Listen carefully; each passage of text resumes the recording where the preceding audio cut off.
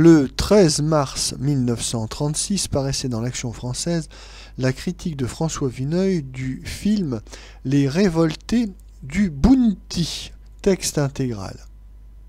C'est un des plus beaux films d'aventure que l'on ait vu depuis longtemps, sans doute depuis les prouesses du Douglas Fairbanks de la Belle Époque, et avec tout ce qui a pu enrichir dans l'intervalle de tels spectacles. Perfectionnement de la machinerie, labeur constant d'Hollywood, assouplissement de ses comédiens. Devant Les Révoltés du Bounty, on retrouve son âme de 12 ans, mais sans remords, sans éprouver le sentiment humiliant, si fréquent au cinéma, que l'on vous a traité en vieil enfant et que vous vous y êtes laissé prendre. Il n'y a aucun ridicule à s'avouer que nous restons tous sensibles dans notre âge mûr, comme des collégiens, à la poésie du Bounty. Cette ingénuité nous honore, c'est une preuve de santé. Un film où paraît Charles Laughton échappe d'ailleurs, de toute façon, aux enfantillages de la simple imagerie.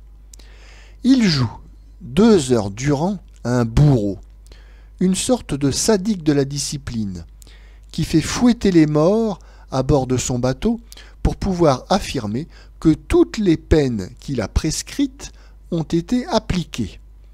Il est aussi vénal que cruel. Il rogne pour s'enrichir sur les rations de pauvres diables exténués et affamés. Au demeurant, un très grand marin qui réussira une traversée de 40 jours dans une barque surchargée. Charles Laughton, le magnifique créateur d'Henri VIII, est parvenu à éliminer d'un tel rôle toutes les conventions qui eussent été inévitables pour tout autre que lui. À peine s'est-il fait grimer. La férocité perpétuellement aux aguets de son personnage tient tout entière dans un tic de la lippe, les épaules rondes, le cou un peu rentré et guingois. C'est une brute froide, méthodique, sans éclat de voix, d'une vigilance implacable, dans le martyre moral et physique qu'il impose à ses hommes. C'est un de ces tortionnaires d'autant plus redoutables qu'il exerce sur ses victimes un prestige terrible par son impassibilité. On imagine Laughton sortant lentement de sa rondeur paisible et ironique de citadin quadragénaire pour composer devant sa glace les aspects de ce monstre. Quel magnifique travail! Quel beau modelage physique et moral! Laughton est certainement un des premiers comédiens de ce siècle. Le film entier est d'ailleurs admirablement joué avec la vaillance, la mâle carrure, le souffle qu'il fallait. Clark Gable, ce grand garçon au visage durement marqué, aux oreilles trop larges, après des débuts insignifiants et qui se prolongèrent, avait été tout à coup charmant dans la bohème sportive de New York-Miami, aux côtés de Claudette Colbert. Mais sous les rudes traits du second du Bounty, chef de la révolte, sous le serre-tête du pirate, il élargit son clavier jusqu'à l'épopée, sans cesser d'être aussi direct, aussi franc. J'en dirais presque autant de Franchot Tonne, tenu durant des années dans des créations platement sentimentales. Dès qu'il s'agit de se colter avec les forces de la nature ou d'être un loup contre les loups humains, ces Américains, et même ceux de fraîche date, paraissent retrouver les atavismes des vieux coureurs de bois, de rapides et de prairies. Les poitrines profondes des beaux athlètes hument largement le vent, luisent sous le sang de la sueur des batailles. C'est superbe de truculence et de vigueur. Que dirais-je encore du Bounty? Le scénario est un perpétuel renouvellement, une sorte de chef-d'œuvre du genre par sa rapidité, par une abondance magnifique de péripéties où la logique des enchaînements n'est cependant presque jamais sacrifiée.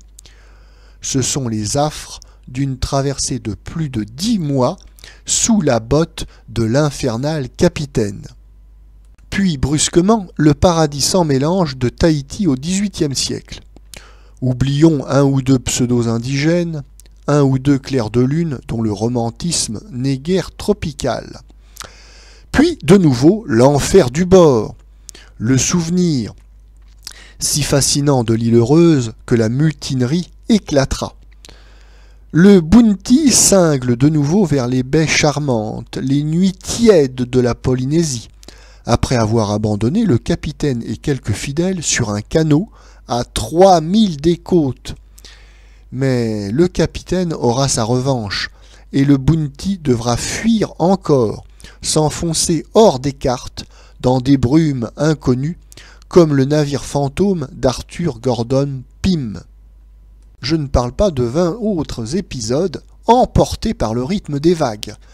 Le film est plus beau que celui de l'île au trésor, parce qu'il ne s'agit pas d'une adaptation littéraire fatalement plus lente et où on ne trouve plus la part de l'inattendu.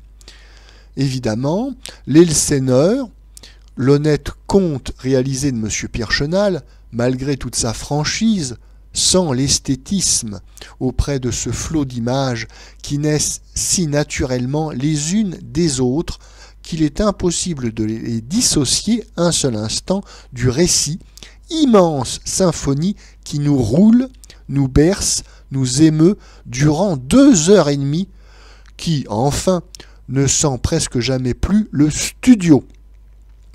Et pas une bassesse dans tout cela. C'est l'œuvre d'une puissante nation maritime. Aucune sensiblerie pernicieuse. On ne nous cache pas le bon droit des mutins. Mais la grandeur de la marine prime tout. Si le capitaine est flétri, le dernier mot restera à la discipline.